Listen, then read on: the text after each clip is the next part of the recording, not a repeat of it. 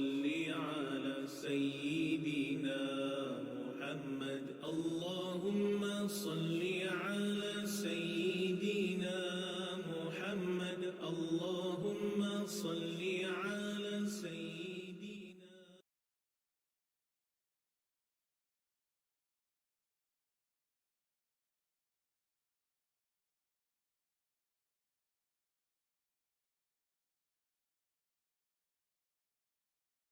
Kan semua dulu ya. Nanti Kak Zaid, Kak Zaitun nanti unmute semua dulu ya. Okey.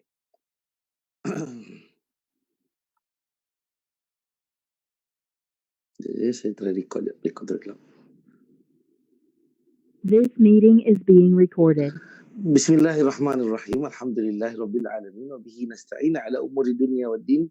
Wassalatu wassalamu ala rasulil amin wa ala alihi wa sahbihi ajma'in. Rabbi shrah li sadri wa yassir li amri wa hlul 'uqdatam min lisani yafqahu qawli. Rabbi yassir wa la tu'assir. Rabbi atim bil khairi innaka ala kulli syai'in qadir. Assalamualaikum warahmatullahi wabarakatuh. Alhamdulillah tuan-tuan dan puan, segala puji bagi Allah Subhanahu Wa Taala. Sekali lagi Allah izinkan kita untuk sama-sama dalam kuliah di bawah kelolaan Masjid Kampung Siglap. Rasanya dah lama tak pergi Masjid Siglap ya. Agak dah beberapa bulan. Tak apa, Allah Subhanahu Wa Taala lebih tahu keadaan kita. Saya doakan semua sihat, masjidnya sihat. Baik Ustaz, siapa-siapa staf Masjid sehingga Ustaz Zubair ada dengan kita. Sihat sejahtera dan mudah-mudahan semua dalam pemeliharaan Allah Subhanahu Wa Taala jauh daripada balak bencana. Amin ya rabbal alamin. Okey. Hari ini insya-Allah kita akan kongsikan satu lagi tajuk, iaitu ada beberapa muka surat.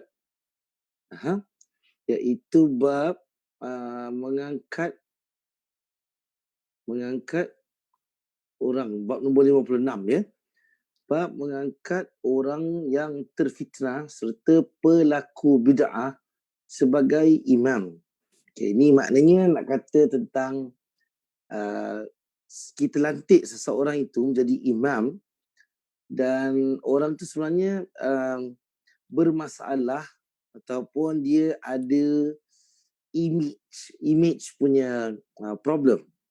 Cuma di sini Imam Al-Bukhari secara spesifik menyatakan bahawa orang yang terfitnah, maknanya dia sama ada benar atau tidak dia terfitnah ataupun orang kaitkan dia dengan sesuatu, serta pelaku bid'ah, maknanya specifically beliau menyatakan bahawa orang yang melakukan bid'ah berterusan, itu maksud dia sebagai imam.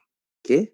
Dan maknanya zaman Imam Bukhari sudah wujud, kalau saya tak keterlaluan untuk saya kata, sudah wujud istilah pelaku bid'ah, al-mubtadi'. Okey. Ataupun orang yang melakukan bid'ah yang agak melampaui batas. Yang itu kita baca nanti dalam syarah dia ya.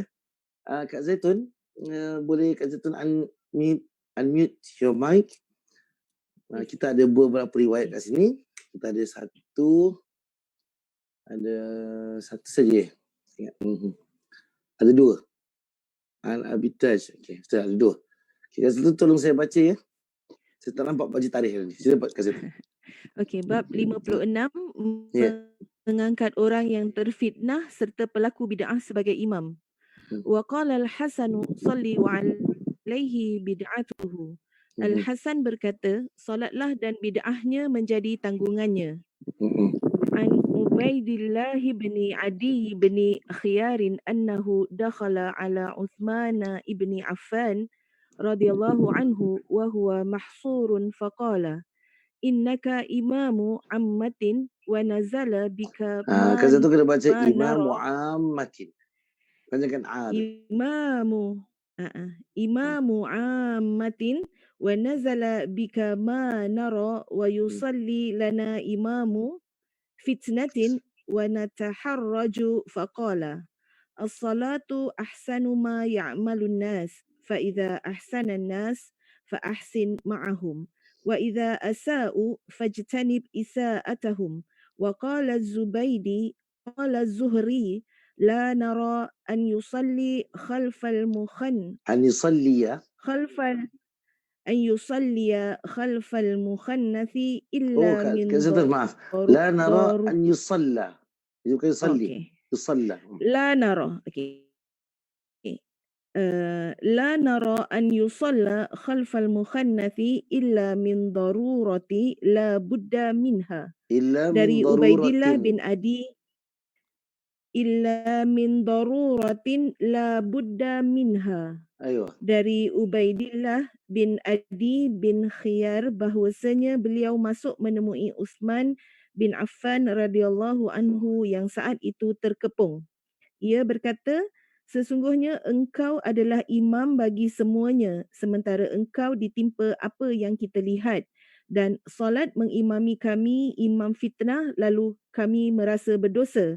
Uthman berkata, solat adalah perbuatan terbaik yang dilakukan manusia. Apabila manusia berbuat baik, maka berbuat baiklah kepada mereka. Sedangkan apabila mereka berbuat buruk, maka jauhilah keburukan mereka. Az-Zubaydi berkata, Az-Zuhri berkata, kami berpendapat tidak boleh solat di belakang waria kecuali kerana terpaksa. Waria ni bahasa Indonesia kan, Kak Zaitan? Apa waria? Saya. Dekat last page tu, dia ada explain Ustaz. Benci. Bapuk. Bapuk. Okay. Ah, Waria, first time dengar. Okay. Kak Zaitan waria. sambung. An Abi Waria. Tayyah. An Abi Tayyah. Okay. An Abi Tayyah annahu sami'a anna Malik Anas bin Malik. أنس بن مالك قال Ya. النبي صلى الله Sallallahu alaihi عليه وسلم لأبي ذر اسمع وأطع ولو لحبشي كأن رأسه زبيبة. Dari Abu At-Tayyah bahawasanya ia mendengar Anas bin Malik berkata, Nabi SAW bersabda kepada Abu Dhar, dengarkanlah dan patuhi meskipun terhadap orang Habasyah yang kepalanya seperti kismis. Okey, sebentar Kak Zaitun. Makcik Betty Boleh. ada bagi input tadi tu. Makcik Betty kata waria adalah wanita pria. Okey, so maknanya dua-dua lah. Bagi tadi bapuk lah. Okey. Terima kasih Makcik Betty. Okey, saya sambung sikit. Keterangan hadis. Keterangan hadis bab mengangkat orang yang terfitnah sebagai imam, yakni orang yang terjerumus dalam fitnah di mana ia merongrong. Merongrong. Merongrong ni apa pula Makcik Betty? Melakukan? Merongrong, dia taruh situ undermine. Undermine. Maknanya dia macam berbuat sesuatu untuk mengurangi atau merendahkan. Merendahkan, yes. Ya, Dan kemudian? melakukan pemberontakan terhadap imam, iaitu pemimpin. Namun sebahagian ulama menafsirkan lebih luas lagi. Dan pelaku bid'ah, iaitu setiap orang yang meyakini sesuatu yang menyalahi keyakinan Ahlus Sunnah wal Jamaah. Okey, sebentar Kak Zaitun, saya baca balik ya. Bab mengangkat orang yang terfitnah sebagai imam, yakni orang yang terjerumus dalam fitnah di mana ia tadi kita sebut merendahkan dan melakukan pemberontakan terhadap imam dan pemimpin. Namun sebahagian ulama menafsirkan lebih luas lagi. So bermakna saya ada sebut tadi tentang terfitnah, sama ada dia terpalit dengan apa yang digosipkan ataupun apa yang dituduhkan oleh masyarakat. Namun salah ya. Di sini Imam Ibn Hajar menerangkan bahawa yang terfitnah itu adalah orang yang masuk dalam konspirasi ataupun istilahnya memberontak. Okay, dia berontak, dia cuba untuk apa kita sebut cabut daripada pemimpin atau seorang imam. Kalau kita kata imam zaman dulu, khalifah dialah imam. Dialah imam kepada rakyatnya pada masjid besar ataupun tempat dia berada. Jadi keadaan dia atau keadaan seseorang dalam dia memberontak, maka dia akan cuba mencari jalan bagaimana nak jatuhkan imam. Yang paling senang dalam sembahyang. Sebab macam Sayyidina Umar, waktu Sayyidina Umar radhiyallahu anhu dibunuh, ya. Orang-orang kata Makcik Betty selalu mengganggu dan menyusahkan. Okey. So, terima kasih Makcik Betty. Selalu mengganggu, menyusahkan, menjatuhkan secara terus-menerus, ya. konspirasi lah. Macam kalau saya boleh dalam bahasa yang lebih senang lagi, continuously ganggu, ya. So dalam keadaan Umar bin Khattab radhiyallahu anhu dibunuh, kan itu dibunuh pada sembahyang subuh. Kerana subuh ataupun salat adalah keadaan paling loose untuk seorang imam atau khalifah dalam dia mendepani masyarakat pada ketika itu, dan rasanya tak ada bodyguard. Okay? Istilahnya bodyguard kalau ada pun loose semayang juga, sebab orang zaman tu zaman yang kita kira sebagai aman. So ini adalah kayu ukurnya. Zaman Osman, tadi kita ada baca dalam riwayat tu, Osman radhiyallahu anhu pun dikepung juga dalam keadaan orang-orang yang tidak gemar kepada Osman atau disebut sebagai khawarij, orang-orang yang keluar daripada mentaati Osman, mengepung radhiyallahu anhu, mengepung beliau, ya. So kat sini terfitnah adalah orang yang secara terang-terangan berkomplot dan berkonspirasi untuk menjatuhkan seorang ketua negara. Dan kebetulan ketua negara itu juga adalah seorang al-imam dalam sembahyangnya. Itu satu. Dua, pelaku bid'ah, yakni setiap orang yang meyakini sesuatu yang menyalahi keyakinan Ahlus Sunnah wal Jamaah. Dan perkara ni saya ingat kita kalau perluaskan kena remind sikit lah. Sebab kullu bid'atin dalalah wa kullu dalalatin finnar.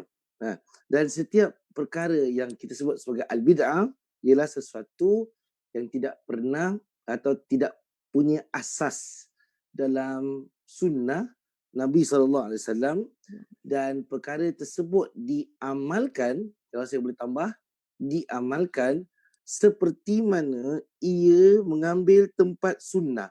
Berarti dia adalah satu amalan yang telah dihadam atau dilakukan dan mengambil tempat sunnah. Dia menjadikan masyarakat sangat keliru, iaitu mengamalkan yang tidak punya asas dan akhirnya meninggalkan yang asas. So kalau zaman kita ni cukup banyaklah perkara-perkara yang kita sebut sebagai al-bid'ah.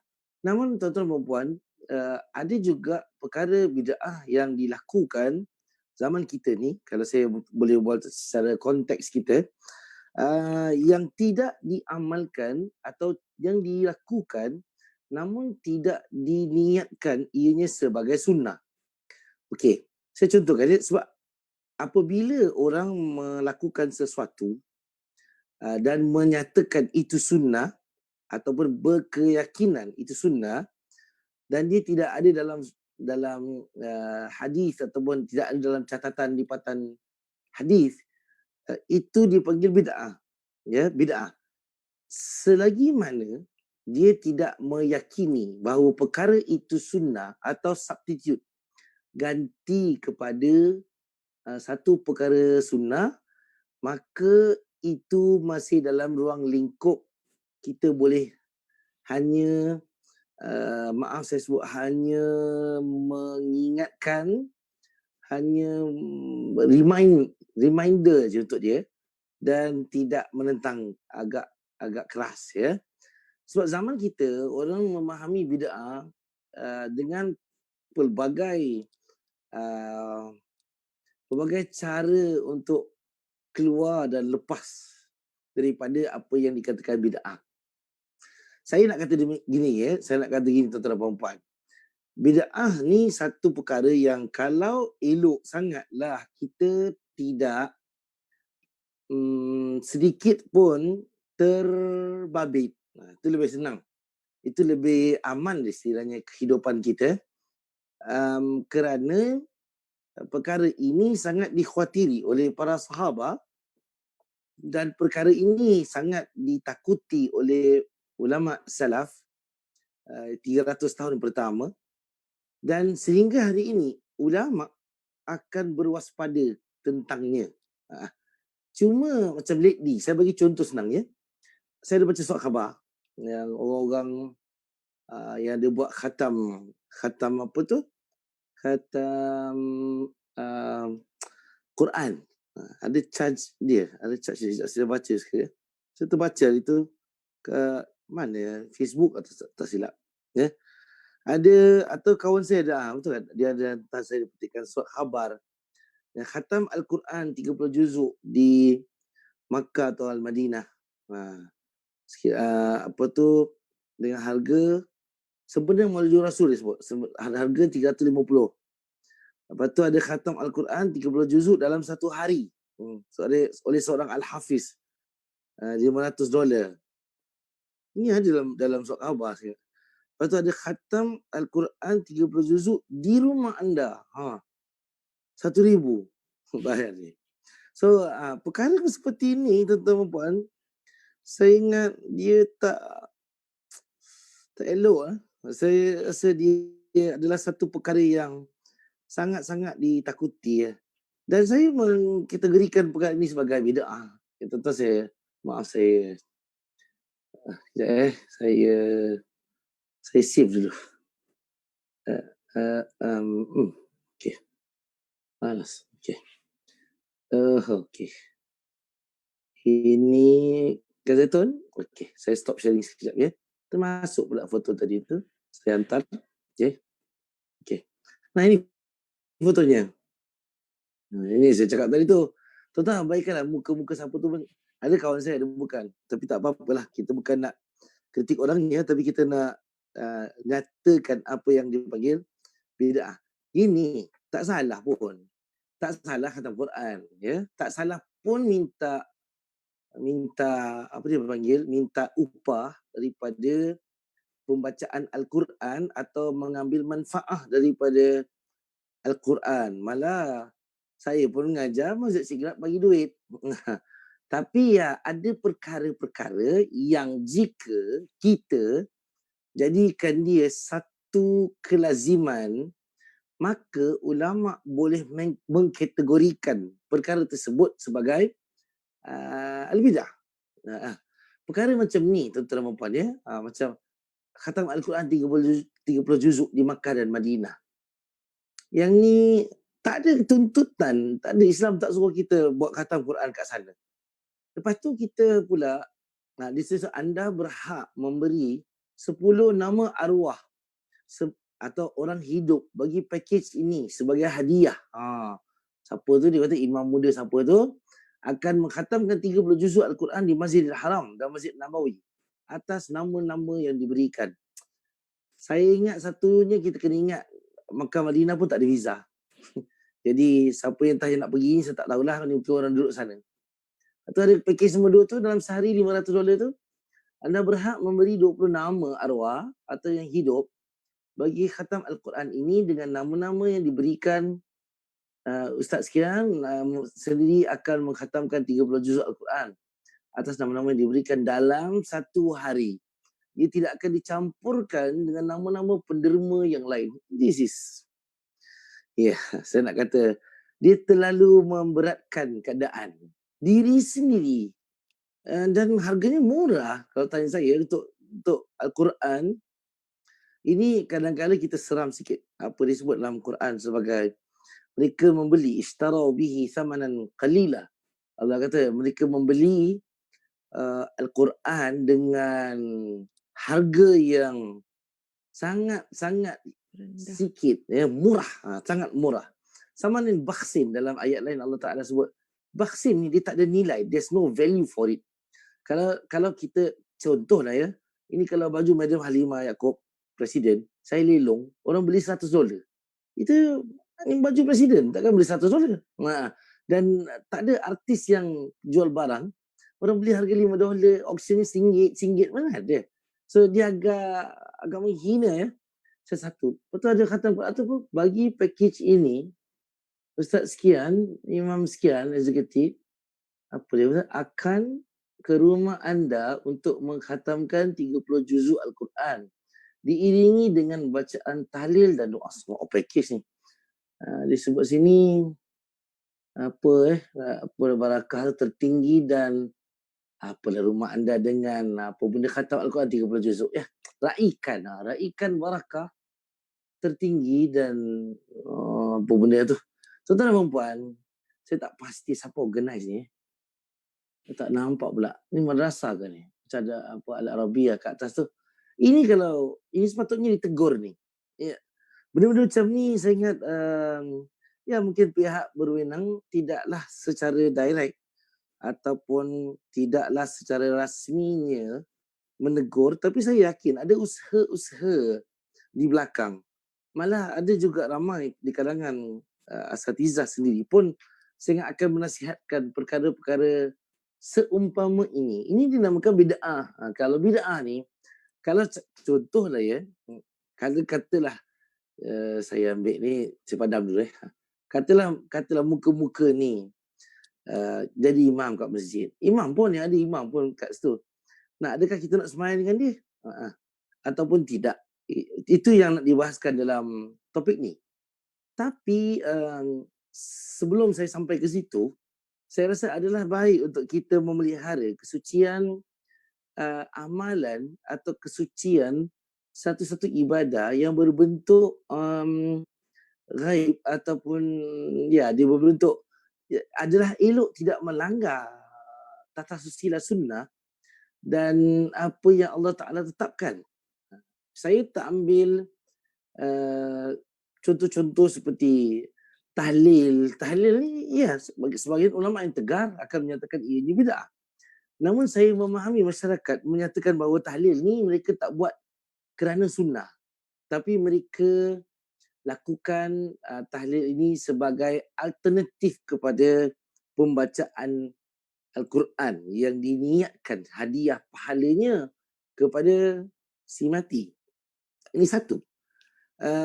Namun tuan-tuan dan puan, masih lagi hari ini sampai pun orang yang mengamalkan tahlil 40 hari, 7 hari, masih ada kawan dekat saya tu, ibunya wafat.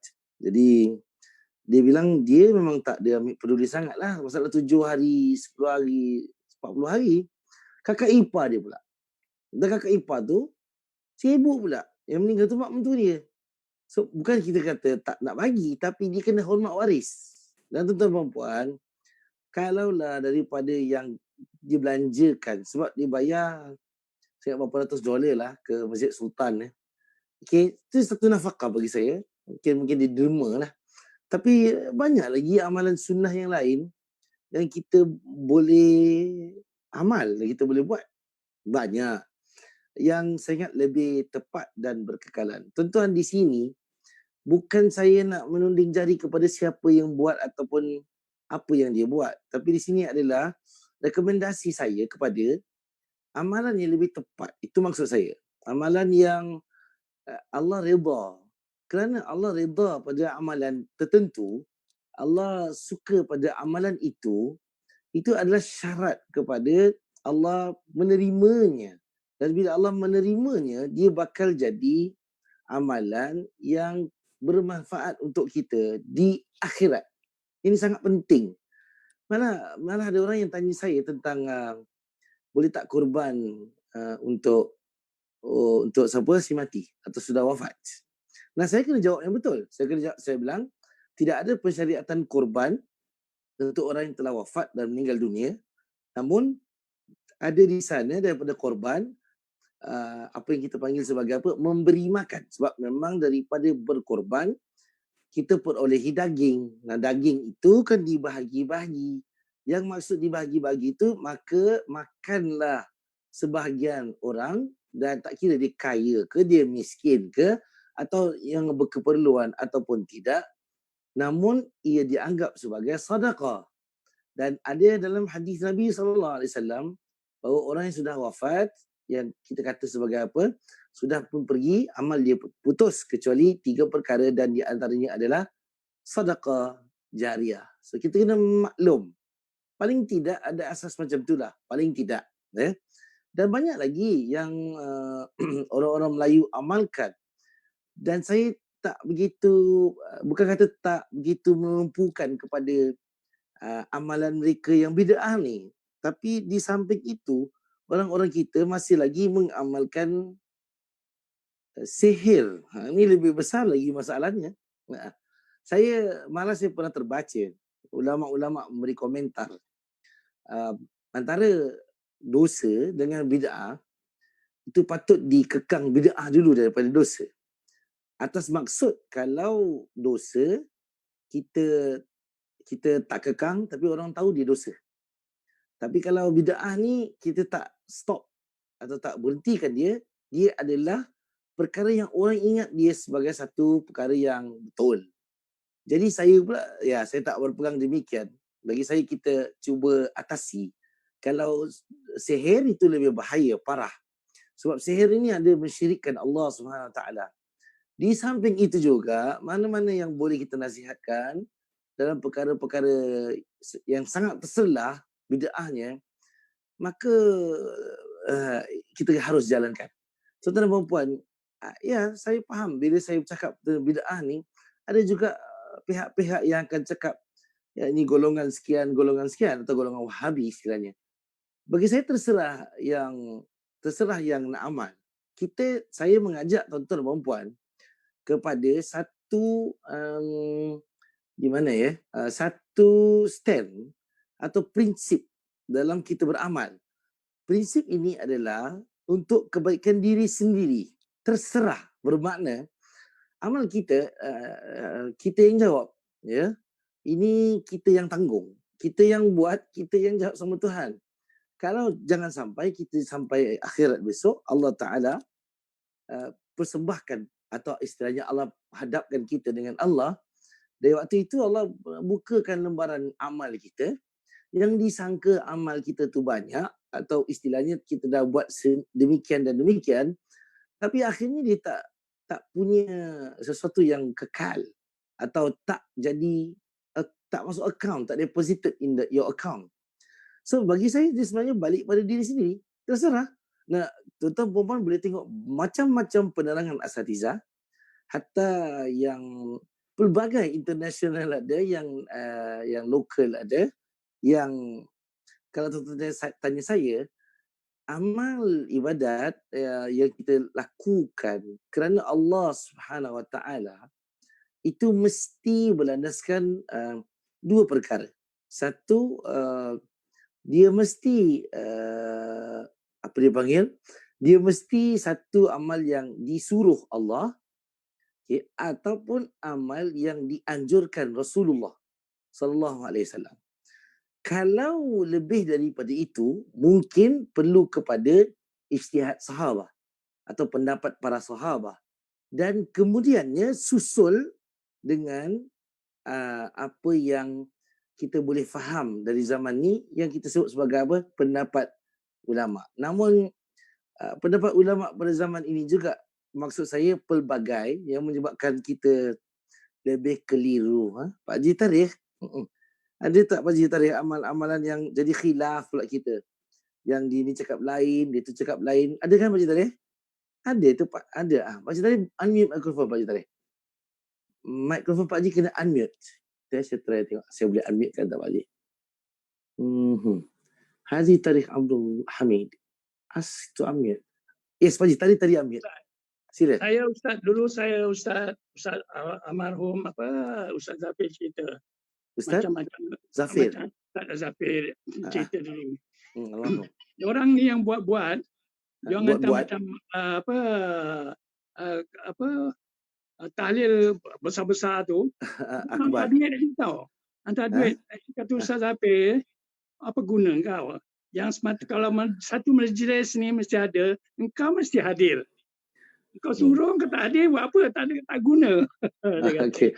Maknanya itu almarhum punya nasihat lah Pak Haji. Dia kata, dia kata kau nak dia tu buat direct, kita mesti direct. Kita mesti ada, kalau dalam majlis kita direct pada Allah. Ini suruh canon pada orang macam kata orang. Canon pada orang. Tak digalakkan lah. Iya. Ya Pak Haji Tarikh, terima kasih. Malah Pak Haji Tarikh, bukan itu aja. Saya ingat ramai lagi juga yang lakukan perkara seperti bermakna dibolehkan berkorban dengan niat pahala kepada arwah. Serupa juga tahlil untuk arwah. Dia gini, kalau tahlil untuk arwah dengan korban ni Cik Zanab, korban dia ada nampak sedekah daging.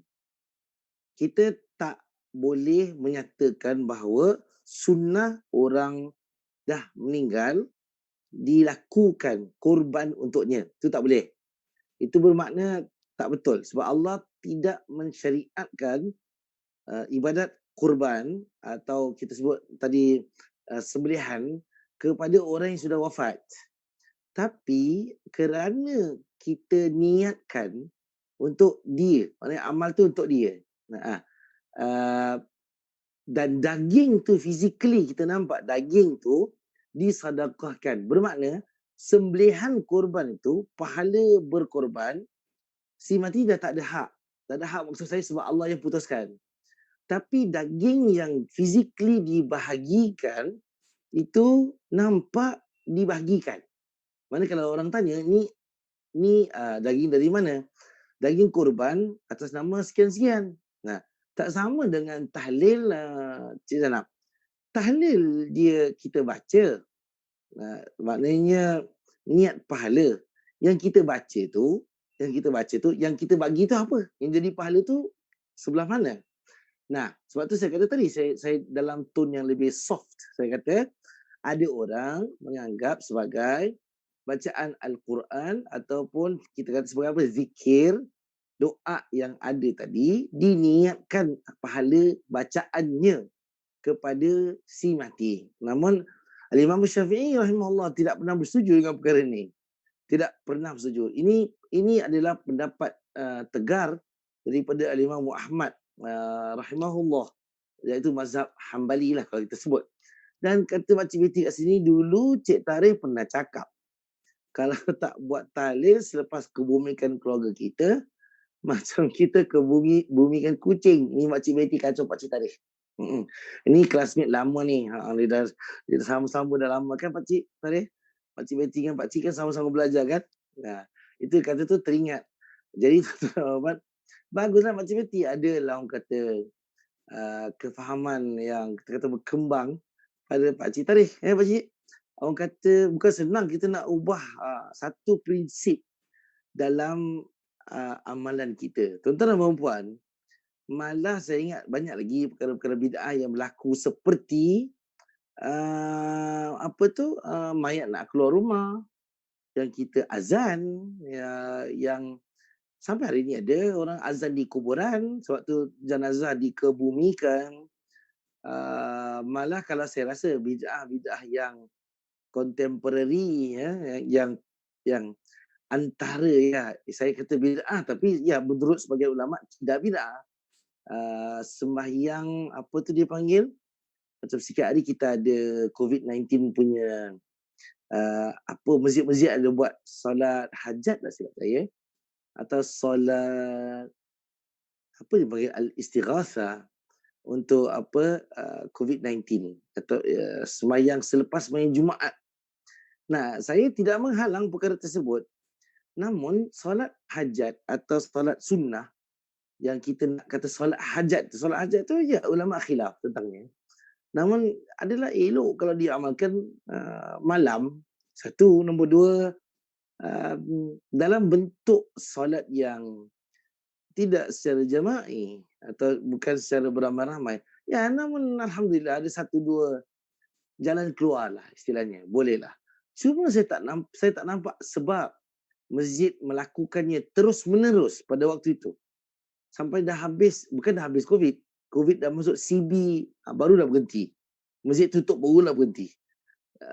Kita kena faham tuan-tuan. Maaf bertanya lagi berhubung korban. Boleh Cik Zanab? Bagaimana pula cara badal korban? Betul tak saya baca ni? Badal korban masa musim haji. Ini Cik Zanab, saya tak tahu badal korban ni benda apa. Badal korban. Maksudnya apa? Saya tahu badal haji, badal umrah. Kalau badal ni biasanya substitute lah.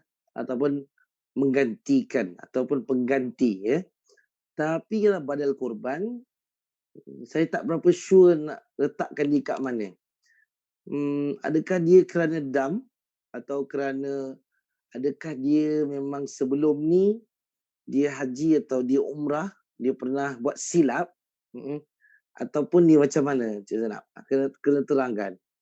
Sebab nama badal korban ni tak pernah hadir dalam agama. Ni kata bid'ah tu. Maksudnya terms yang kata yang jadi mungkin istilah satu masyarakat. Ada orang kirim korban musim haji, bagi arwah. Okay, ada orang kirim korban musim haji bagi arwah. Ya, bagi saya kalau orang kirim, maknanya kalau waris dia kirim korban tapi dilakukan di Mekah atau Madinah lah. Maknanya di sana, di Tanah Haram. Masih lagi, maknanya pahala korban itu bukan milik si mati, tapi pahala daripada daging secara fizikal yang dibahagikan kepada orang yang perlu ataupun pada muslimin, muslimat ataupun masyarakat, manusia adalah dikira sebagai pahala sedekah jariah. Tuan-tuan dan puan, mana ada ulama sebut sedekah jariah ni yang pernah dia buat dulu. Maknanya kalau dia dah tak buat lagi, dah kita dah tak boleh kira. Maknanya sebelum dia wafat, contoh dia bina masjid. Macam Raja Abdullah, King Abdullah rahimahullah yang meninggal, Raja Saudi sebelum Raja Salman. Ya, dia sedang mewakafkan Masjidil Haram yang baru ni. Saat dibangunkan, kan beliau wafat, meninggal. So meninggal dunia itu, projeknya berterusan sampai hari ini. Nah, kalau selagi masjidnya berkekalan, belum operate penuh pun, maknanya belum boleh digunakan kesemuanya. Nah, kalau satu hari nanti digunakan, maka pahala itu akan berterusan. Itu maksud dia. Bagi sebagian ulama.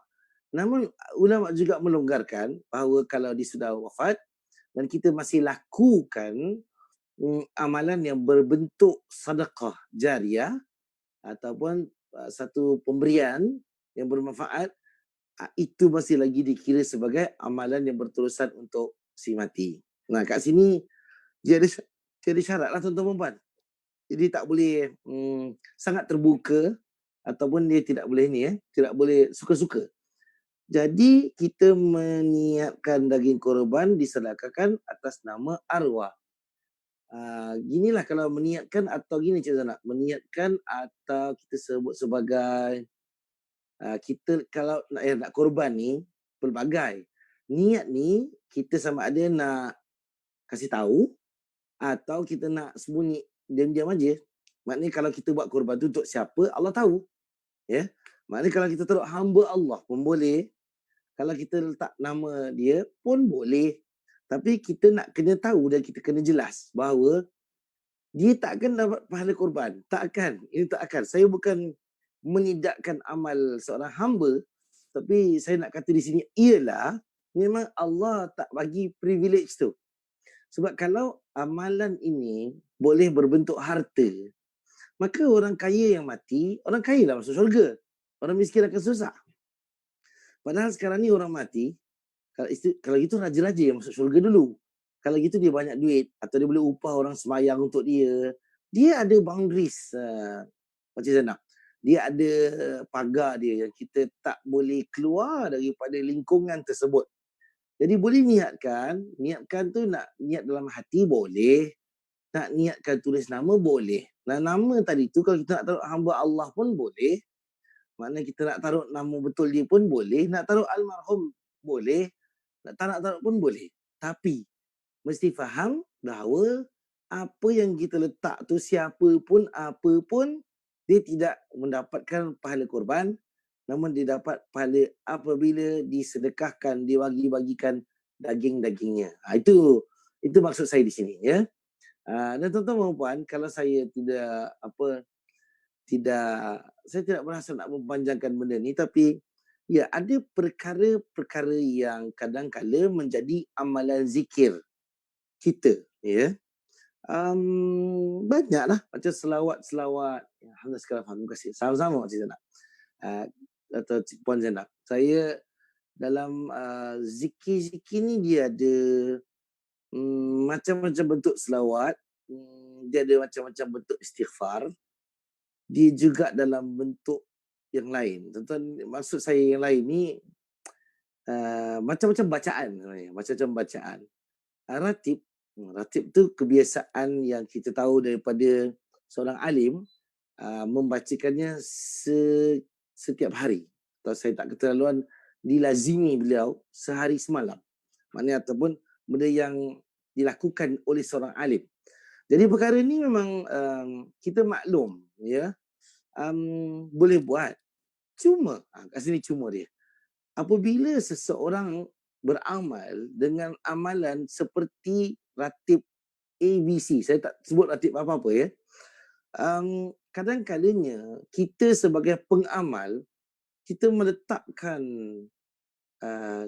kedudukan ratib itu terlalu tinggi sehingga kita beramal dengannya saja, atau istilahnya kita instead of kita mengamalkan al-ma'surat, kita jadi mengamalkan ratib tu, dan ada yang sampai kepada tahap mempercayai ratib ini ataupun aurat wirid-wirid ini menjadi pendinding. Saya ingat ini salah. Ini tak boleh.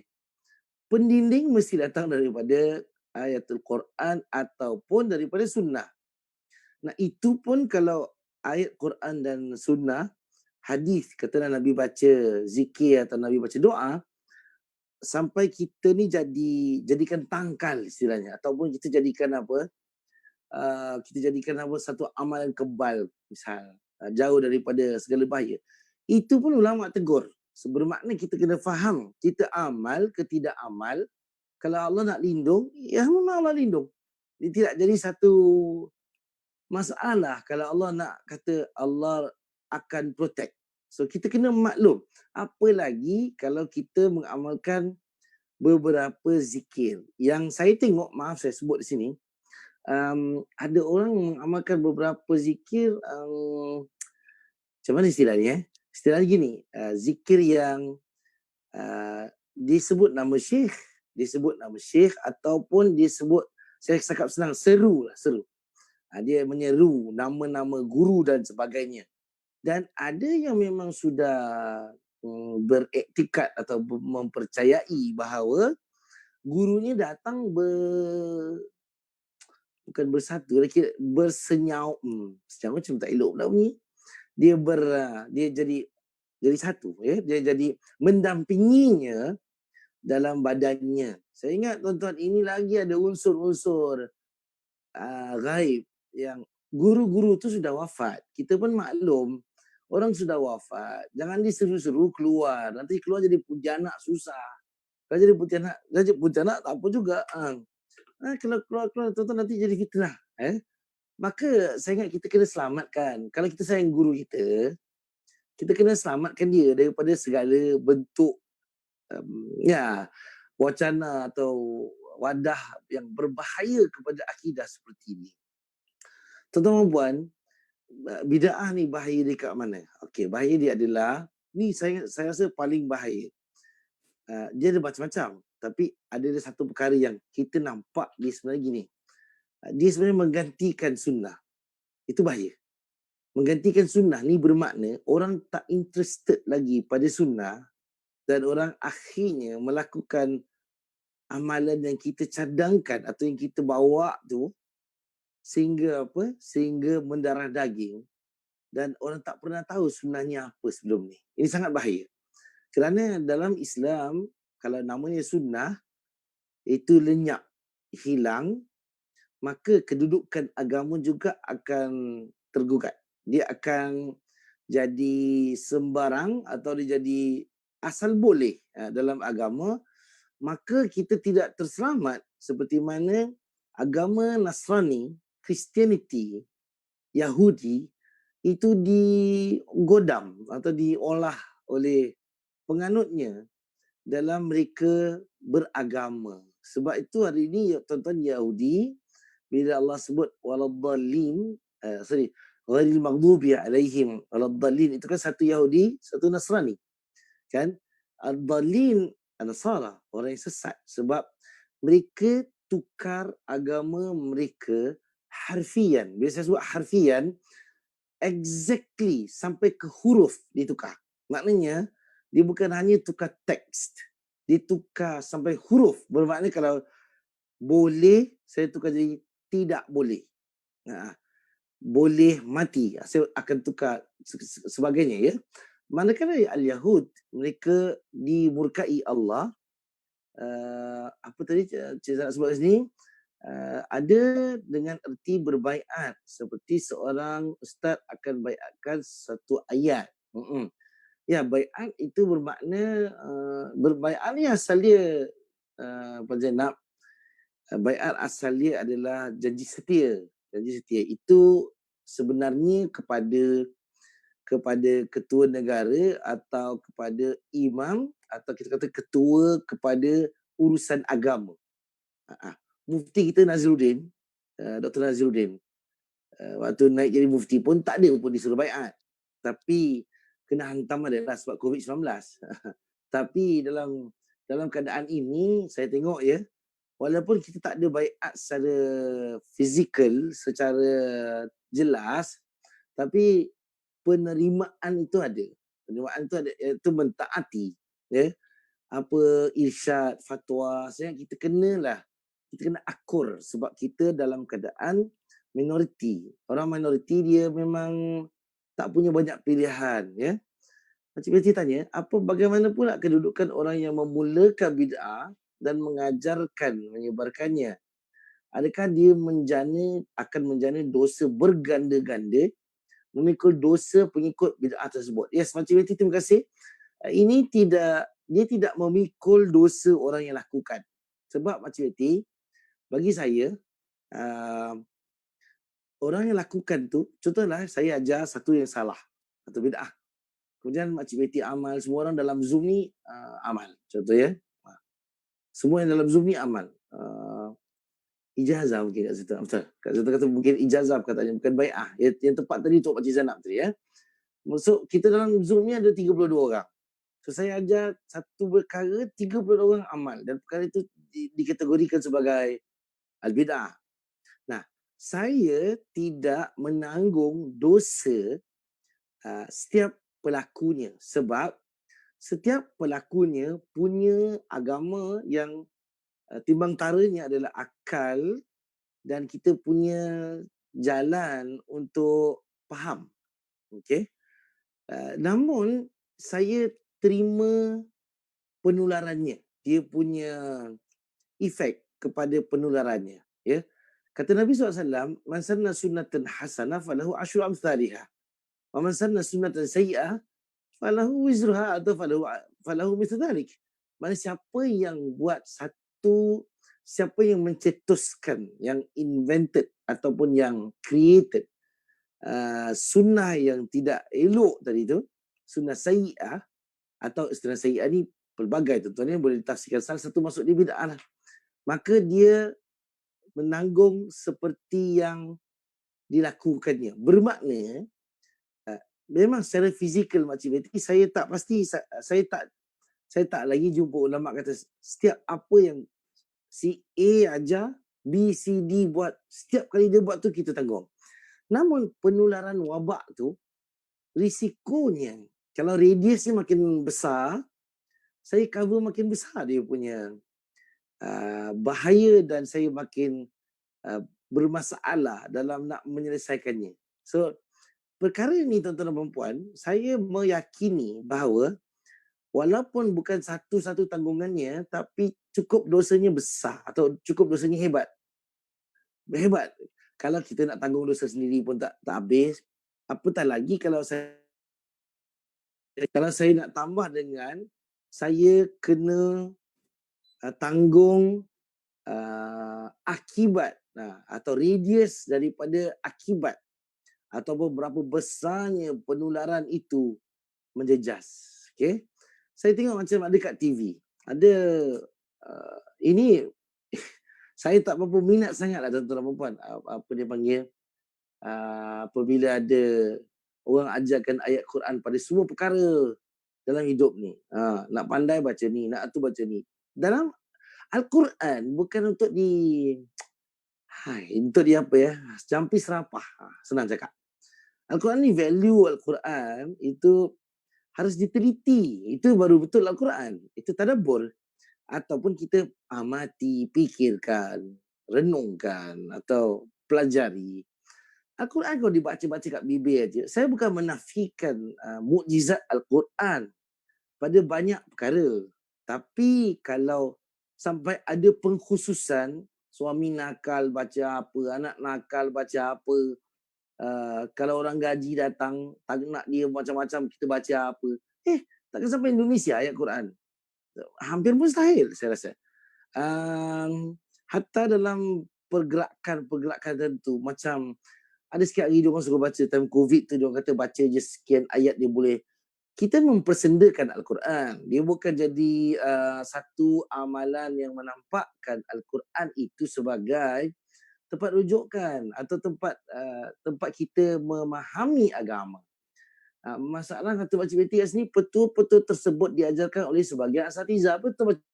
Ini bukan hanya asatiza di Singapura, malah yang kat TV pun sama 2x5. Nasi nak masak cepat baca apa. Saya ingat tak ada kebenaran kat sini, tuan-tuan.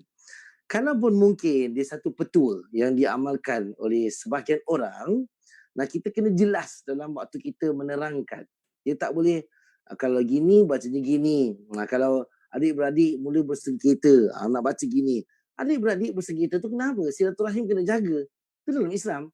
So kita kena fahamkan Islam ajarnya apa, ya?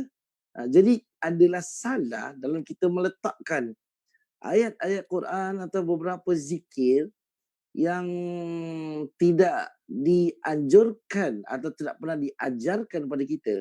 Fungsinya sedemikian, kita lakukan seperti itu. Salah. Saya sebut salah. Dan elakkan, tuan-tuan. Hidup kita kalau kurang bid'ah ni, maksud saya hidup kita dalam kita cuba beribadat. Dan bid'ah ni istilah dia, kalau kita tak nak bid'ah ni, dia panggil back to basic, ya. Back to basic ni yang paling simple, tuan-tuan. The simplest hidup beribadah yang ada. Sebab kita ni yang simple-simple ni pun kadang-kadang tak habis. Tak habis kita buat, jadi nak tambah-tambah tu macam letih lah. Dia letih, dia akan jadi letih, ya. Okey, tuan-tuan. Saya sambung semula hadis tadi. Maknanya apa yang disebutkan sebagai Ustaz, boleh cakap sikit, Ustaz? Sila Pak Haji Tarikh, sila. Saya tahu macam di masjid Abah Alwi, Ustaz, yang baca itu mat surat. Bukan mat surat, maksud saya Yasin Al-Hadad. Bukan isi kandungan itunya semua doa-doa ya Quran apa memang. Tapi yang saya yang ada curiga sikit, kenapa orang yang asas membuat ni nak disebut nama dia? Sebut nama untuk Habib ini Habib ini Habib ni. Tapi dalam maksurat pula itu memang pedoman ceritanya dalam maksurat tu macam asal kita dilahirkan sampai sehingga meninggal. Tapi tak ada disebut nama orang yang menganjurkan maksurat. Itu kadang-kadang tak tahu macam mana, kenapa dia nak untuk didoakan untuk dia. Nak disebut satu-satu pula Pak Haji Tarikh. Betul. Terima kasih Pak Haji Tarikh.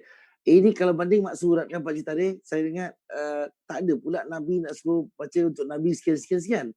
Ataupun yang mengumpulkan al-maksurat tersebut tak ada pula nak sebut nama dia. Ya, ini tradisi Pak Haji Tarikh. Ini tradisi bagi sebagian ulama yang mungkin datang daripada Yaman atau sebagian tempat yang menjadikan perkara tersebut kelaziman. Maknanya dia tak minta untuk disebut. Tapi kerana mereka memahami kelaziman mereka itu, iaitu mengenang atau menghargai orang-orang yang beramal dan sebagai panduan, maka mereka sebutkan satu persatu. Cuma Pak Haji Tarikh, kalau dah diamalkan, kata Pak Haji Tarikh lah, semua nak disebut Habib tu, Habib ni. Kalau dah sampai 7-8 generasi, kita akan sebut nama 8-9 orang. So dia akan jadi satu beban saya rasa. Dia akan jadi, itu pun bukan amalan dalam agama. Kerana apa? Allah kan tahu siapa yang amal atau siapa yang buat, siapa tak buat. Betul tak Pak Haji Tarikh?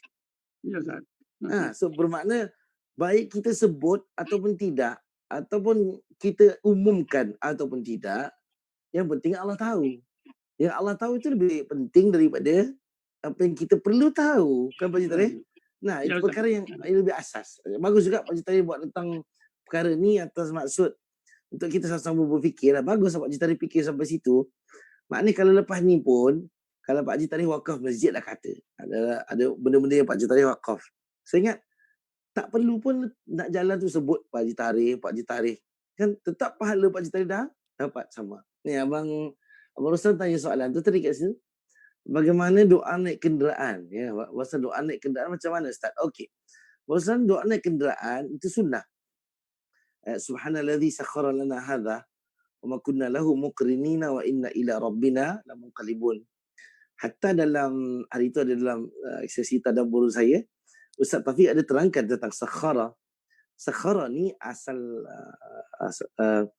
sakhkhara ni asal makna dia Ruslan, dia bermaksud sesuatu yang ditinggikan. Mana uplifted gitu. Ataupun kita letakkan di tempat yang baik. Ya. Dan yang hanya berhak sebenarnya berbangga dengan keadaan tersebut adalah Allah Subhanahu Wa Taala. Sebab subhanalladzi sakhkhara lana hadza. Nah, kerana Allah memberikan kita keizinan atau Allah mengizinkan kita untuk kita bergerak dari satu tempat ke satu tempat, itu kan menandakan kita ni kekurangan dalam masa yang sama, bukan hanya kurang tak ada kemampuan, tapi kita sebenarnya izin Allah tu perlu. Kalau tak ada izin Tuhan tu, belum banyak-banyak lagi. Saya kata belum lagi Allah tolong dan sebagainya. Jadi kemegahan Allah itu kelihatan apabila kita perlu pada bergerak dari satu tempat ke satu tempat. Waktu tu saya tambah, saya kata Taufik, saya kata malah Allah SWT menjadikan medium kenderaan ataupun pengangkutan yang kita miliki adalah pengangkutan yang semakin hari semakin baik. Dia keadaan tu semakin naik. Tarafnya semakin bagus. Kita sekarang belayar shorter. Kan apa Ustaz? Dia lebih short. Faster and comfortable.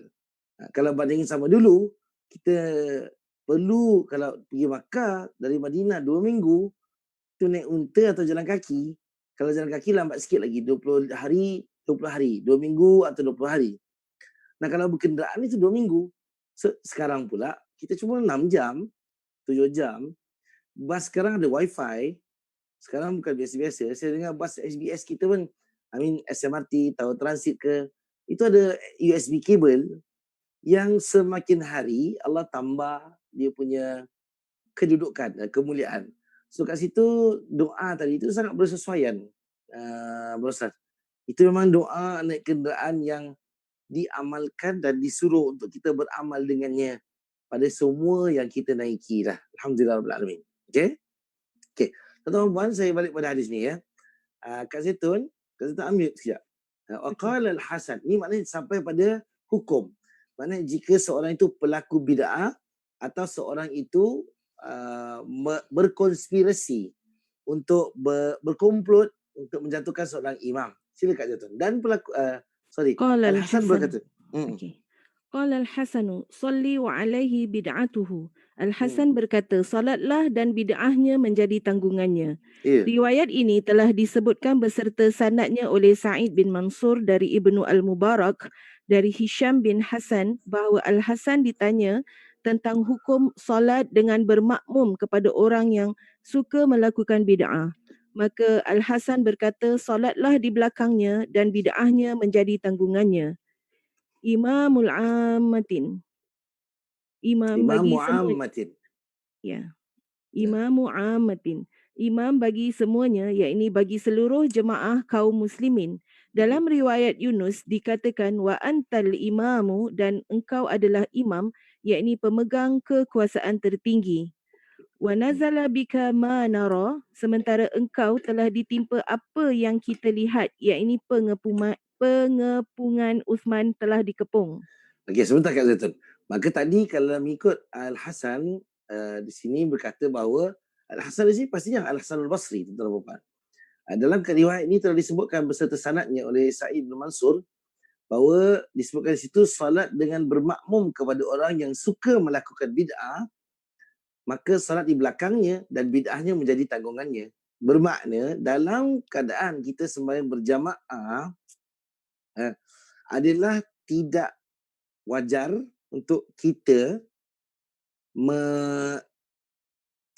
menjadikan isu personal. Okay? Sebab orang buat bid'ah ni biasa kadang-kadang dia personal. Katalah kita kebetulan kita jadi makmum, dia imam. Saya tengok dekat Singapura ni macam-macam tuan-tuan. Ada jenis yang suka cerita-cerita dongeng. Ada ustaz Singapura yang mengatakan apa Nabi SAW dah sampai rumah dia pun ada. Itu bukan bid'ah lagi, itu betul tembak dia apa. Itu agak keterlaluan. Sampai rumahnya jadi tempat barakah, tempat tabarruk, tempat ambil barakat. Semayang kat rumah dia, semayang sunat, tempat Nabi pijak.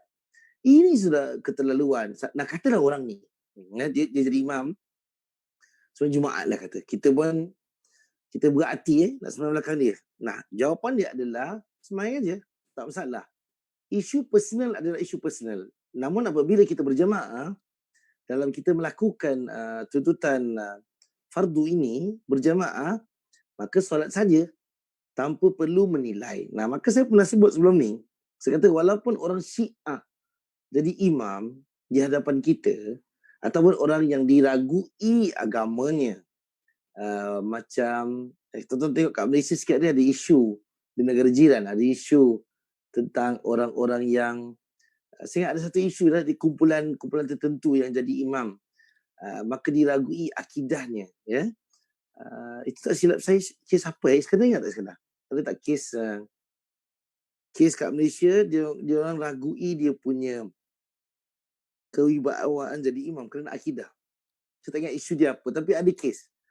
So tuan-tuan dan puan-puan, selagi mana dia, sebab ada orang tak nak sembahyang belakang orang bidah, dia sanggup mufaraqah.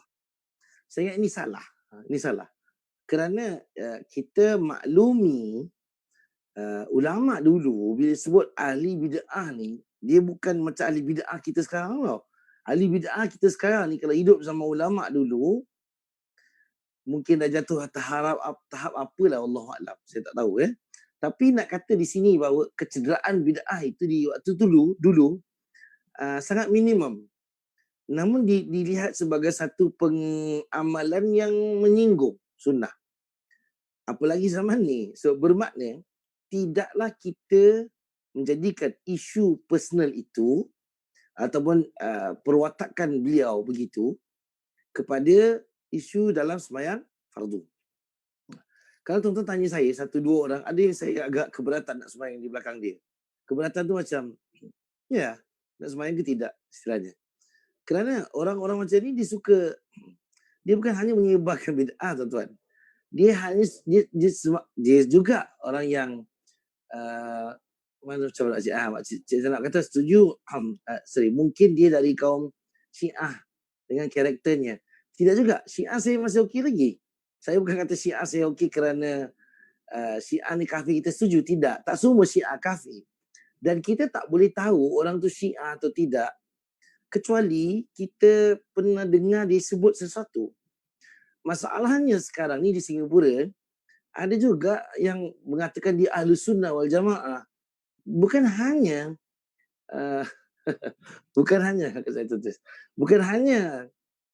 bukan hanya dia sekadar menyebarkan bid'ah, tapi dia juga menjadi penghasut kepada kebencian.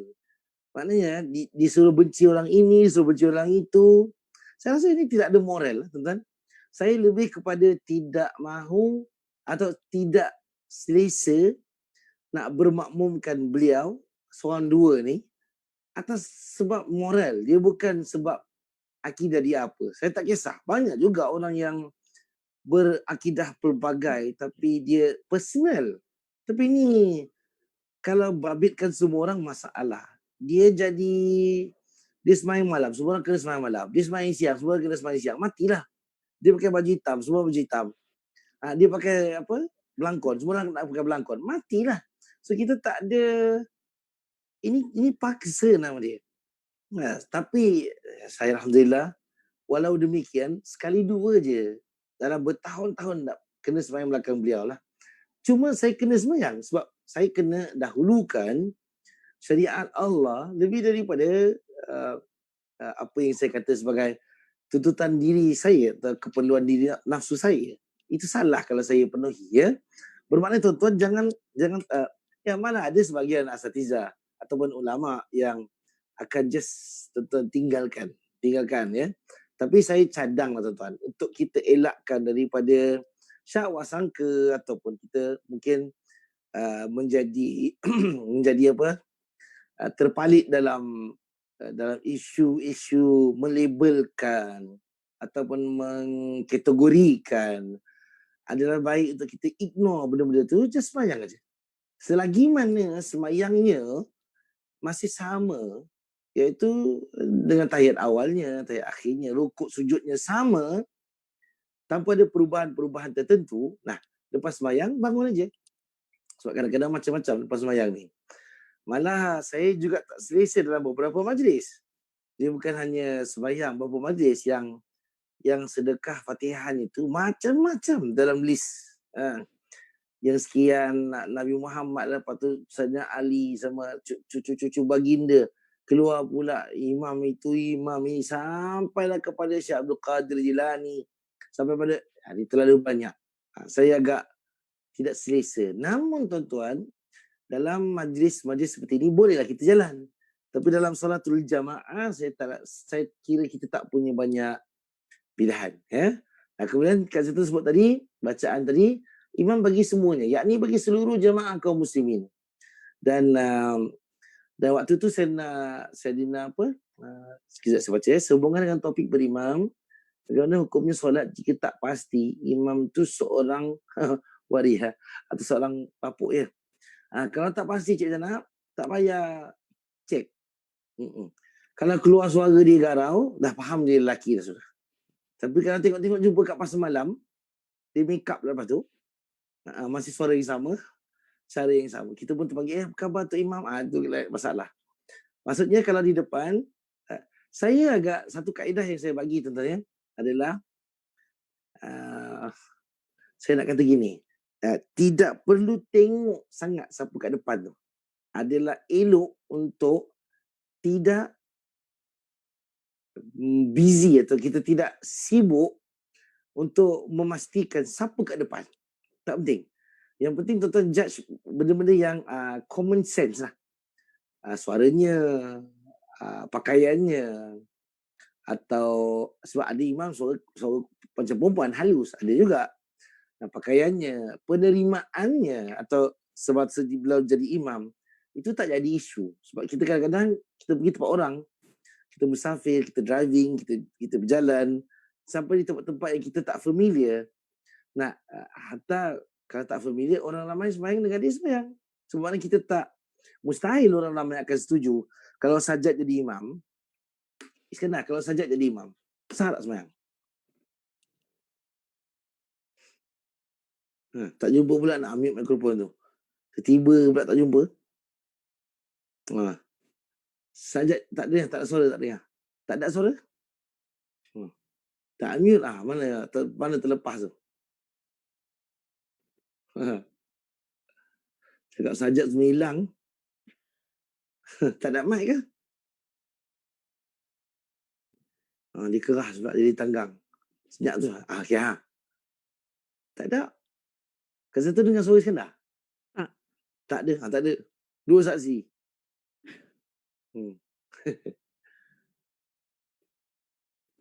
Memang Tuhan nak selamatkan Sajjad ni. Tak ada. Tak ada. Baru ni. Baru ada. Apa salah cocok tu? Volume dia ni, anak aku ni semalam. Bapak dia pun tak tercek. Siapa pakai dia cek lah. Kenapa? Kalau Sajjad jadi imam, sah tak sembahyang? Kalau tahu tak sah habis. Kalau tak tahu okey lah. Kalau tahu tak sah. Mana kalau tahu dia Sajjad, tak sah. Apa penyebab dia tak sah? Tadi taruh tu waria dia. Dia sebut kat sini kan. Serta fitnah serta pelaku bid'ah sebagai imam. Yang tadi kan kita sebut waria tadi kat mana kat Zaitun? Bawah sikit. Bawah bawah sikit lah. sikit. Riwayat bawah satu lagi lah. Hmm. Ini pandangan Az-Zuhri. Mana dia sebut? Salah. Sebab Sorry, tak Az-Zubaydi berkata kan. Az-Zuhri berkata, Imam Zuhri, tabi'in. Kami berpendapat tidak boleh salat di belakang papuk kecuali kerana terpaksa. Ini bukan datang daripada hadis. Maksudnya bukanlah kata imam ni ijtihad suka-suka, ya. Tapi satu pandangan tabi'in yang menjadi sandaran lah. Kecuali terpaksa. Dia sebut tidak boleh solat. Dia bukan sebut tidak sah sembahyang sana. Kasih beza sikit. So atas dasar itu juga tuan-tuan dan puan, kita faham tadi. Sekarang kalau salah nak kena minta maaf kan sajak ni. Okay. So kita faham perkara ini adalah saya sebut tadi, tak boleh sembahyang berkomplot, tidak boleh bersembahyang memaksa diri cek ya dan sebagainya. Dan mungkin sikit tadi pasal apa dia panggil bapuk tadi ya. Ini dia kat sini. Al-Mukhannath, sikit kita baca. Kak Zaitun, Waria, lafaz ini dinukil dari dua versi. Pertama adalah Al-Mukhannits dan yang kedua adalah Al-Mukhannas. Maksud Al-Mukhannits adalah orang yang gerak-gerinya menyerupai wanita, sementara maksud Al-Mukhannas adalah orang yang dipermak menjadi wanita. Makna kedua inilah yang dikatakan oleh Abu Abdul Malik seperti dinukil oleh Ibnu At-Tin sebagai makna yang dimaksud dalam hadis tersebut. Alasannya bahawa makna pertama, tidak ada larangan untuk solat dengan bermakmum kepadanya sebab yang demikian merupakan asal penciptaannya. Maknanya dia jalan terkidik-kidik lah gitu Kak Zaitun Kata dari dia tahu macam cakewalk gitulah. Tetap Lembut lelaki. Gelish. Akan tetapi, argumentasi ini dibantah bahawa yang dimaksud adalah orang yang sengaja menyerupai wanita, di mana hal ini merupakan bid'ah yang sangat buruk. Berdasarkan hal ini, maka Ad-Dawudi memperbolehkan bahawa kedua makna tersebut merupakan makna yang dimaksud hadis di atas. Ibnu Battal berkata, Imam Bukhari sengaja menyebutkan masalah salat dengan bermakmum kepada waria di tempat ini kerana orang yang seperti ini termasuk orang yang hidupnya terjerumus dalam fitnah. Ya. Kemudian illa min darurah kecuali kerana kondisi darurat. Iaitu seperti orang itu memiliki kekuasaan atau diutus oleh penguasa, maka solat jamaah tidak boleh ditinggalkan dengan sebab itu. Ma'mar meriwayatkan dari Az-Zuhri tanpa dibatasi dengan kondisi darurat, sebagaimana dinukil oleh Abdul Razak dari Ma'mar dengan lafaz Qultu fal makhannath qala la wala karamah la yu'tamma bih.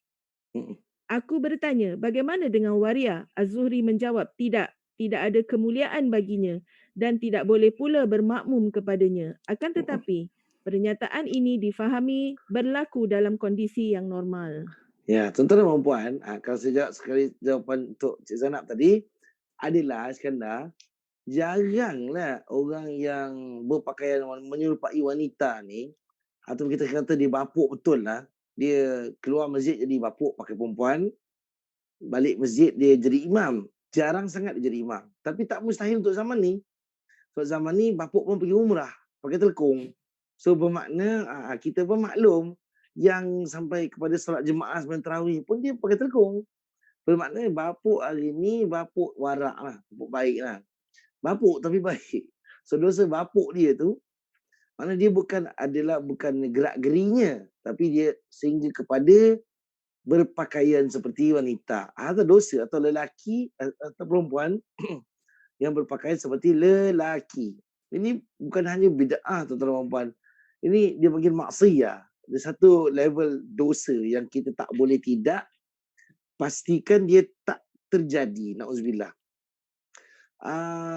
Ya, Iskandar, kalau boleh.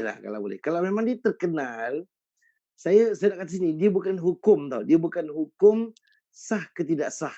Tapi secara penerimaan masyarakat, image orang macam ni Tengok ada tu sajak buat umrah. Ni secara umum lah kita ambil iktibar. Itu kena kecam tu teruk-teruk juga sajak tu. Sampai orang yang tak sembahyang pun kecam dia. Pun orang kecam dia kesian juga sebenarnya. Agak keterlaluan. Tapi dia memang undang fitnah. Dan memang dia macam tu. Keluar Masjid Nabi pula gembira dalam surah Raudah berbagai kan. Agak keterlaluan. So, Pak kata Imam Zuhri, orang macam ni, dia tak punya kemuliaan, bererti dia tak ada kemampuan. Okay, dia tak dipandang pun helok lah kata orang di dalam masyarakat. Jadi, sedikit salah tu, jadi besar sebenarnya. Apatah lagi kalau macam hari itulah. Saya pun faham keadaan tu sajak dia tak paksa di ke atas sebagainya. Tapi itu yang dia nak. Ya, saya tak mustahil apa yang dia nak tu, yang dia nak publicity. Tapi dalam masa yang sama dia buat apa pun lah. Umrah dia orang tak pandang umrah dia itu ibadat. Malah orang pandang tak sah lagi. Nak jadi famous ya. Ataupun dia buat solat jemaah tarawih ke apa ke. Orang tak pandang solat dia mulia. Malah orang nampak dalam keadaan dia berpakaian wanita, dalam apa pun keadaan sebenarnya hina. Kat situ jadi. So dia masalah image. Puan Zainab, dia masalah image. Dia bukan masalah sah atau tidak sembahyang, tapi dilarang oleh ulama kerana kadar terfitnah itu terlalu tinggi.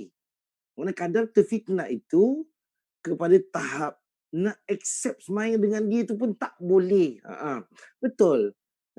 Kesian juga bapak-bapak ni. Ada Bahlul juga yang ada.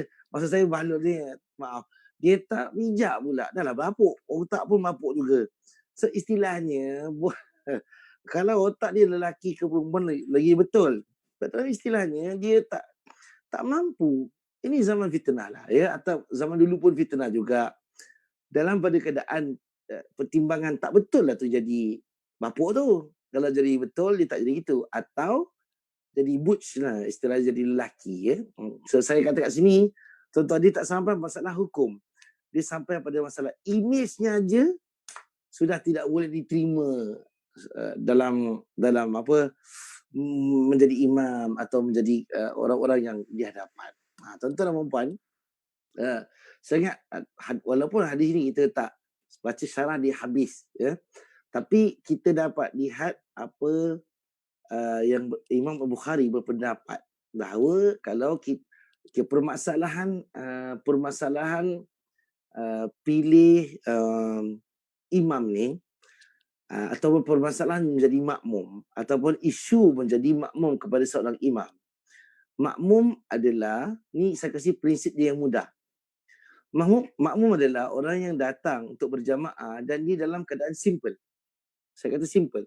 Dia mesti dalam keadaan yang tidak mencari-cari, tidak menyiasat atau sehingga menyusahkan diri untuk mendapatkan kebenaran. Tak payah. Dia dengar imam ada takbir, jalan macam biasa salat jemaah sudah. Tak payah terjenguk-jenguk siasat bagai. Tapi pelantik kepada imam. Maknanya kalau saya selaku LPM masjid, saya nak lantik imam ABC, maka saya kena telitilah sebab saya yang melantik. Ya? Namun hatta bacaan, kita akan melantik lah. Tapi pada keadaan makmum yang datang, dia tak payah tengok imam ni kaki temberang ke, imam ni macam Doremi ke jual minyak, kan? Imam ni pemuzik ke, dia siapa ke ya. Dan ada kalanya Imam Bukhari letak di situ sepertinya ada kalanya benda-benda yang personal yang kita tahu menjadi isu perbalahan ataupun isu perselisihan antara kita dan dia imam, itu diketepikan selagi mana dia memenuhi syarat sebagai seorang imam. Sebab ada juga orang yang sekian masalahnya, pegangannya, tapi dia hafiz Quran. Ada, ramai. Dan kita pula yang katalah kita tak buat gitu gini, tak hafal Quran pun. So antara kita dengan dia tu kemuliaan tu beza-beza. Jadi kata orang, setiap tempat itu slot tu ada dia punya orangnya, yang layak, ya. Jadi dalam masalah imam, dia berkelayakan. Jadi jangan deny. Maknanya saya ulang sekali lagi. Prinsip sebagai makmum adalah tidak cerewet, adalah tidak datang, tidak mencari-cari kesilapan, tidak juga menyusahkan diri untuk mencari kebenaran. Kedua, jika hatta walaupun termasuk pada pegangan amalan dan pemilihan kecenderungan kepada akidah, ya. Selagi dia Islam, kita kena terima dia seadanya. Namun dalam masalah image yang kelihatan, yang terang-terangan, seperti kes bapuk tadi, seperti kes orang-orang, women's right. Saya ingat hari ni women's right, dia pun terlalu agak vokal, ya. Ataupun LGBT, katalah, sebab ada sekarang ni dia ada ikon dia. Dia yang di kemana-mana orang-orang ni akan jadi ambassador. So dia akan jadi muka-muka depan kepada beberapa perkara, maka ditolak atas dasar image pun tidak boleh diterima. Maknanya di sini bukan hukum, namun ijtihad ulama kepada menolak orang-orang demikian disebabkan apa yang mereka perjuangkan dan apa yang mereka lakukan mungkin di sini. Cuma kalau gay, dia masih pakai baju sama. Ya, hatta lesbian pun dia masih pakai baju sama. Kalau dia tak mendepani, tidak. Tapi kalau yang perempuan nak jadi idola mana ni? Yang jadi idola, memang tak sakal kita jadi makmum. Sejak lelaki jadi perempuan. Ya, memang of course lah, kalau antara wanita sama. Manakala ada perempuan yang memang acting as lelaki, butch lah kita sebut tadi, maka dia pun sama ambil tempat yang akal dan hati kita tak boleh accept. So dia belum isu hukum tapi sangat ketara. Isu hukum dia perlu perbahasan, dia perlu pada dalam kepakaran dan sebagainya. Tapi isu image ni hampir semua public pun boleh bagi komen, ya. Macam mana Sajat punya kes tadi itulah. Saya sebut Sajat tu, Allah ampunkan dia, Allah balikkan dia pada kebaikan, mudah-mudahan. Kerana apa? Itu contoh paling senang. Sajat tu menggegarkan satu dunia. Termasuklah Sajat menggegarkan Arab Saudi. Polis pun bising. Setuju. Simply saying jemaah is just layman, ikut saja, ya. Tak boleh bijak sangat, betul.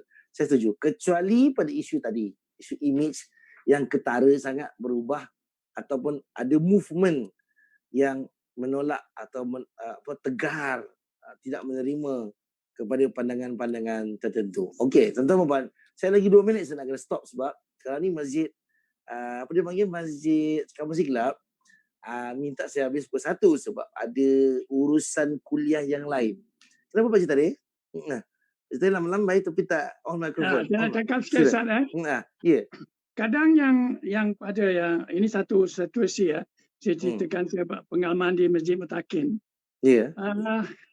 Ini orangnya ternama jugalah. Dia datang ke masjid, kasih syarahan.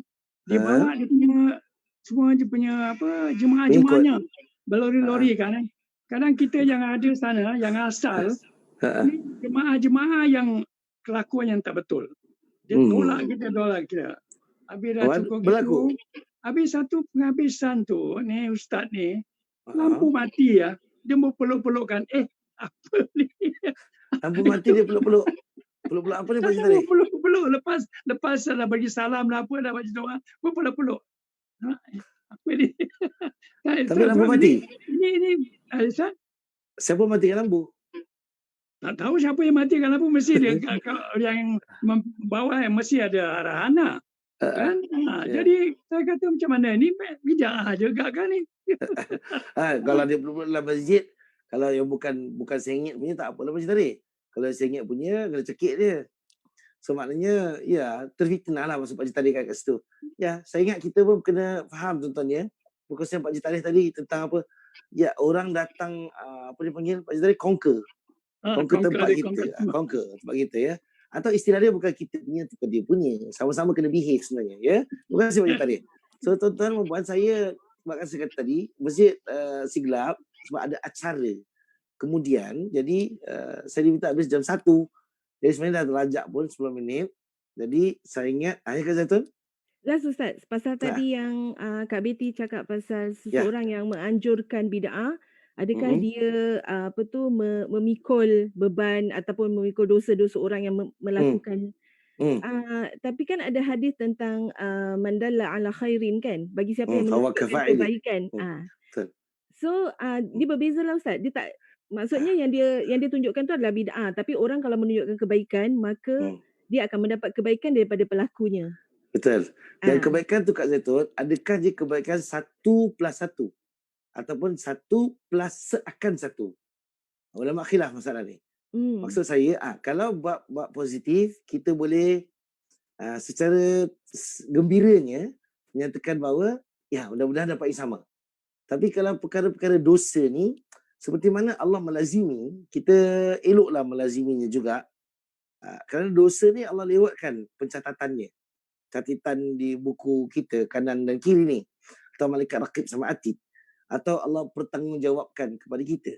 Jadi makanya saya sebut tadi penularannya je, tapi dia tidak mengambil tempat satu equals to another one, so equivalent to one. Agak berat lah, sebab kita kadang-kadang pun dia bukan pasal kita salah cakap, tapi ya kadang-kadang kita pun mungkin tersilap dalam kita beramal. Kita pula jadi dalam keluarga, kita jadi puncanya amalan tu zaman kita belajar dulu. Jadi ya kerana kejahilan, kerana sebagainya, maka ya sekarang ni zaman yang ramai orang kat Zaitun tak tahu sangat, tapi dia nampak macam tahu betul. Sebab dalam keadaan dia memberi dia beri semangat kat orang lah. So kadang-kadangnya lah kita harapkan Allah Ta'ala, bolehlah Allah ampunkan dosa kita tu, tidak menjadikan kita terbeban dengan satu dengan satu tadi ya. Okay, saya last jawab soalan Iskandar je. Iskandar kata ada dalam mana tadi sekarangnya, kat mana tadi, mesej daripada kawan, semoga sentiasa berada dalam dakapan rahmat Sang Khalik. Amin ya Rab. Apa makna doa ni semoga sentiasa berada di dalam dakapan. Dakapan tu ciuman lah, ataupun pelukan, pelukan rahmat Sang Khalik, Allah. Khalik tu makna dia sebenarnya Khalik pencipta. So Allah yang maha mencipta. So versi doa ni macam bunyi Indonesia. Ni kawan Indonesia ke girlfriend? Baik-baik. Tak tahu sampai sebelah ni, Tanjung Pinang ke Tanjung Piai, orang Tanjung Piai Malaysia. So dalam keadaan ni, kalau doa tu aminkan, sebab ya kalau Allah dakap, kita kan dekat mana Tuhan. Maka doa tu halus bunyinya. Tak salah apa-apa daripada sudut akidah ya. Tuan-tuan dan puan, ni jujur saya bilang, kalau ada siapa-siapa yang ada soalan, kalau mungkin daripada grup kita lah, maksudnya dalam chat group, boleh ajukan saya soalan kat situ. Dan kalau misal tuan-tuan dan puan yang belum, yang tidak ada dalam grup chat, sebab tak mampulah kita nak masukkan semua, jemaah Masjid Kampung Siglap, boleh ajukan soalan itu pada Masjid Kampung Siglap untuk mereka forwardkan pada saya. Saya akan jawabkan nanti minggu depan, sebab ya, mungkin ada yang lebih terkait dengan isu ataupun topik pada hari ini ya. Topiknya mulai sedikit hangat daripada minggu-minggu sebelumnya ya. Ya Barusan Pak Barusan ada ketek-ketek tu. Ustaz, short one, apa pandangan Ustaz tentang bid'ah hasanah? Bid'ah hasanah itu bagi saya pendapat Al-Imam An-Nawawi dalam pertimbangan beliau, dan ramai juga ulama-ulama lain. Namun Abang Ruslan, bagi saya, jika al-imam atau imam-imam tersebut hidup zaman ini, saya tak rasa akan ada istilah bid'ah hasanah tu. Sebab orang sekarang ambil bid'ah hasanah terlalu loose. Dia tak seperti mana imam-imam dulu, masa mereka berikan komentar bid'ah hasanah. So orang sekarang ni terlalu terbuka sampai pertimbangannya tu bahaya saya rasa. Dia dah bukan bid'ah hasanah lagi. Jadi saya bukan tak buy the idea of bid'ah hasanah. Saya agree with the term of bid'ah hasanah, but the problem is kita punya masyarakat hari ini, dia tak faham the same measurement of bid'ah hasanah yang macam ulama dulu. So hari ini bid'ah hasanah ni mulut orang-orang awam juga sebut bid'ah hasanah. Dan dia bagi perumpamaan Yang budak-budak lah. Macam Nabi tak naik unta. Nabi naik unta, kenapa kita naik bas? Terlalu memperlekehkan term yang ulama berikan. So kat situ kita kena hati-hati sikit lah, Rozan. Maknanya tak semua komentar hari ni bila sebut bid'ah hasanah is something yang sama nilai dengan ulama dulu cakap, ya. Okey tuan-tuan, saya minta maaf banyak-banyak. Terpaksa berhenti ni, kita beri laluan pada masjid, ya. Allah mudahkan urusan kita. Allah beri laluan untuk kita ke akhirat, insya-Allah. Saya ucap terima kasih banyak pada semua tak sempat tegur. Mudah-mudahan Allah berkati kehidupan kita. Subhanakallahumma wa bihamdika asyhadu an la ilaha illa anta astaghfiruka wa atubu ilaik. Bismillahirrahmanirrahim. Wal 'asri innal insana lafi khusr illa alladhina amanu wa 'amilus solihat wa tawasaw bil haqqi wa tawasaw bis sabr. Wabillahi taufiq wal hidayah. Wassalamualaikum warahmatullahi wabarakatuh. Terima kasih semua. Terima kasih. Assalamualaikum. Terima kasih. Ya. Waalaikumsalam. The recording has stopped. Mm.